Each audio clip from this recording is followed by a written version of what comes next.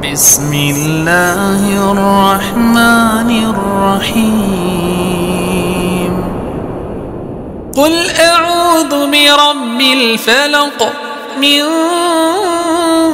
شر ما خلق ومن شر غاسق إذا وقب ومن شر النفاثات في العقد ومن شر حاسد إذا حسد.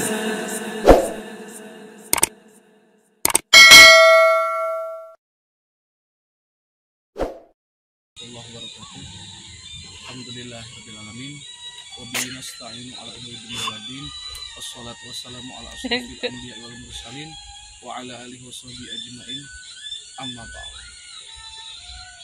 Wa qala Allah ta'ala fil Qur'anil Karim wa huwa asdaqul qailin a'udzu billahi samil 'alim minasyaitonir rajim bismillahirrahmanirrahim. Idza jaa nasrullahi wal fath wa ra'aitan nasa yadkhuluna fi dinillahi afwajan fasabbih bihamdi rabbika wastaghfir innahu kana tawwaba. Al-ayat sadaqah. Mari kita hati-hati dalam mengerjakan suatu amalan itu, jangan sampai tidak sesuai dengan syariat Islam. Karena kalau sesuai syariat Islam itu, kita akan mengacu pada surah Al-An'am sebagaimana Allah berfirman, a'udzubillahi minasyaitonirrajim, bismillahirrahmanirrahim, qul inna salati wa nusuki wa mahyaya wa mamati lillahi rabbil alamin.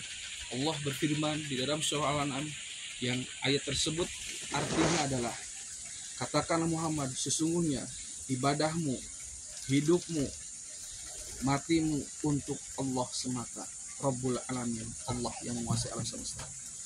Karena kenapa? Apabila kita, sholat kita, puasa kita, zakat kita, ibadah haji kita, apabila niatnya bukan karena Allah, tujuannya bukan karena Allah, karena semua itu akan menjadi sia-sia di hadapan Allah Ta'ala. Selain sia-sia di hadapan Allah Ta'ala, banyak saudara-saudaraku yang saat ini belum diizinkan oleh Allah Ta'ala mendapatkan hidayah. Banyak yang menggadaikan ibadahnya semata-mata karena duniawi. Al-Quran itu akan terlalu murah apabila kita membacakannya hanya untuk kekayaan, hanya untuk perempuan, hanya untuk jabatan, hanya untuk kesembuhan. Kenapa harus diluruskan niatnya? Karena apabila niatnya tidak lillahi ta'ala, Allah telah berfirman di dalam Al-Quran, wala yastaru ayatillah illa zamanan qalila, kata Allah, dan janganlah kau menjual belikan Muhammad ayat-ayatku dengan harga yang murah hanya untuk duniawi. Ketika kalimatnya jangan, itu adalah perintah. Apabila langgar dalam firman Allah Ta'ala ayat tersebut, itu bisa menjadi dosa syirik, bisa menjadi dosa musyrik, dan bahkan dosa tersebut tidak akan terampuni oleh Allah Ta'ala.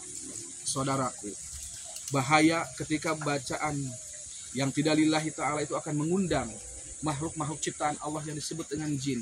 Contoh semisal apabila kita mendawamkan bacaan-bacaan Al-Quran Al-Waqiah tapi niatnya duniawi, itu bisa, yang masuk itu adalah jin, yang masuknya adalah jin penglaris, sehingga dagangannya nanti akan laris, tetapi itu bukan ridho Allah, tapi itu istidraj. Yang kedua, ketika seseorang itu membaca surat Yusuf, niatnya untuk menarik perempuan atau menarik laki-laki, ketika bacaan tersebut dikumandangkan, dilantunkan, tapi hanya untuk perempuan, itu juga akan menjadi dosa yang sangat besar dan tidak akan mendapatkan rahmat, tidak akan mendapatkan pahala. Jadi apabila bacaan tersebut dilantunkan, dibacakan hanya untuk menarik perempuan, maka yang masuk nanti ke dalam tubuhnya, yang bekerja kepada tujuannya itu adalah bukan peran Allah dan bukan ridho Allah, tetapi melainkan ada satu makhluk yang senang dengan bacaan yang tidak lillahi ta'ala, lalu dia akan membisikkan kepada perempuan tersebut.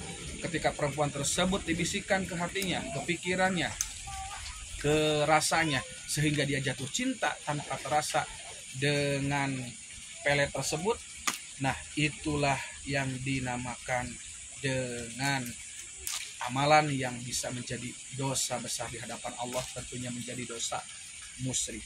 Saudaraku, hati-hati apabila kita mengerjakan suatu amalan itu bisa berakibat baik dan bisa berakibat dosa, tergantung dari niat dan tujuannya. Jadi ayo kita luruskan, saudara-saudaraku, untuk apapun amalannya, jangan sampai amalan ibadah-ibadah kita mubah di hadapan Allah Ta'ala. Karena banyak saudara-saudaraku pun yang menikah ketika dia dipelet dengan suatu bacaan-bacaan, entah mantra, entah bacaan-bacaan yang tidak lillahi ta'ala. Di suatu ketika pernikahannya tidak bahagia, ternyata si perempuannya tiba-tiba ingin bercerai, ataupun laki-lakinya mulai sadar tiba-tiba ingin bercerai karena si pelet yang di pikirannya, di hatinya mulai berkurang, hingga akhirnya berontak dan tidak mau lagi melaksanakan hubungan pernikahan. Nah, itulah dampak akibat dulu memaksakan ambisi, memaksa seseorang agar jatuh cinta, yang akibatnya ketika di suatu ketika Allah memberikan hidayah, orang tersebut malah ingin bercerai. Saudaraku, jangan sampai kita melakukan seperti itu. Bagi yang sudah melakukan, mari kita bertobat kembali kepada Allah Ta'ala dengan tobat sebaik-baiknya, karena Allah itu maha pengampun. Selama nafas kita masih ada, mari kita kembali ke jalan Allah agar kita mendapatkan rahmatnya. Jangan sampai Allah nanti mengazab kita di dunia dengan azab yang Allah tampakkan berupa sakit atau berupa musibah, kecelakaan. Na'udzubillahi min dzalik. Saudaraku, mari kita ambil pelajaran dari video YouTube saya yang saya paparkan ini. Mari kita luruskan segala sesuatu tuh niatnya harus karena Allah. Innamal a'malu binniyat. Sesungguhnya amal itu tergantung niat. Semoga aktivitas kita dari bangun tidur sampai tidur lagi menjadi catatan amal soleh di hadapan Allah. Amin, amin ya Allah ya Rabbal alamin. Dengan harga yang murah hanya untuk duniawi. Nah, di ayat ini sudah jelas, semisal kita membaca surat Yusuf, tapi tujuannya agar perempuan itu menyukai. Nah, itu juga amalan itu niatnya duniawi. Nah, ketika bacaan tersebut untuk perempuan bukan karena Allah, nah itulah bisa menjadi pelet. Contoh, seseorang membaca surat Yusuf difokuskan agar si perempuan itu jatuh cinta. Nah, itu bertentangan dengan ayat Allah yang tadi saya sampaikan. Oke, saudaraku. Lalu yang kedua, bagaimana kalau kita membaca firman-firman Allah Ta'ala seperti baca dalam Al-Quran, baca surah Al-Waqiah, tapi tujuannya agar kaya. Nah, kalau baca Al-Quran niatnya biar kaya, berarti niatnya duniawi, bukan karena Allah. Nah, ketika niatnya duniawi, disitulah itu bertentangan dengan firman Allah Ta'ala. Wala yastaru ayatillah illa thamanan qalila. Kata Allah, dan janganlah kau perjualbelikan Muhammad ayat-ayatku dengan harga yang murah ini untuk duniawi. Nah, ketika membaca surah Al-Waqiah tapi tujuannya biar kaya, nah itu nanti yang membantu ketika dagangnya laris, itu bukan izin Allah, bukan ridho Allah, tetapi itu istidraj. Jadi Allah mengizinkan tetapi Allah tidak ridho. Nah, cara-cara itu bertentangan dengan syariat Islam, dan itu bisa menjadi dosa besar. Sebagaimana Allah berfirman, inna syirka la dzulmun adzim. Sesungguhnya dosa syirik, dosa musyrik itu dosa yang sangat besar. Jadi ketika kita membaca ayat-ayat Allah, namun niatnya duniawi, namun niatnya bukan karena Allah, nah itu yang masuknya nanti hodam. Jin itu akan masuk membantu menglariskan dagangan, sehingga nanti ketika laris dagangnya itu karena dibantu oleh bacaan-bacaan misalkan surah Al-Waqiah. Terus yang kedua, misalkan agar jabatan naik, misalkan baca surah Al-Mulku. Nah, itu juga amalan yang tidak dicontohkan oleh baginda Nabi Muhammad SAW. Amalan yang dicontohkan Nabi Muhammad SAW itu adalah menjalankan semua ayat-ayat Al-Quran itu dalam bentuk karakter. Nah, dalam bentuk karakter inilah yang nanti akan menjadi amal soleh. Sebagaimana firman Allah Ta'ala, innal hasanat yudhibuna min sayyi'at. Sesungguhnya amal kebaikan itu dapat menghapus amal keburukan. Jadi saudaraku, mari kita tingkatkan amalan-amalan yang sesuai syariat Islam itu. Pertama, kalau ibadah sholat niatnya lillahi ta'ala, kalau berzakat niatnya lillahi ta'ala. Nah, termasuk sedekah pun banyak saudara-saudaraku yang ingin bersedekah agar dibalas 7 kali lipat. Nah, balasan 7 kali lipat itu berarti niatnya duniawi. Nah, ketika sedekahnya tidak lillahi ta'ala, itu pun sama amalan yang tidak sesuai syariat Islam. Apalagi misalkan kita mengerjakan contoh kita membawa jimat, walaupun tulisannya itu Arab tapi berbentuk isim, ada kalimat-kalimat dari Al-Quran, tetapi niatnya itu untuk penglaris, untuk kekuatan, untuk apapun yang berhubungannya untuk duniawi. Nah, itu jelas itu sangatlah dosa yang tidak akan terampuni, karena itu termasuk kategori dosa syirik ataupun dosa musyrik di hadapan Allah Ta'ala. Oke saudaraku, hati-hati dengan amalan yang tidak ada landasan dengan sesuai syariat Islam, itu bisa berakibat fatal.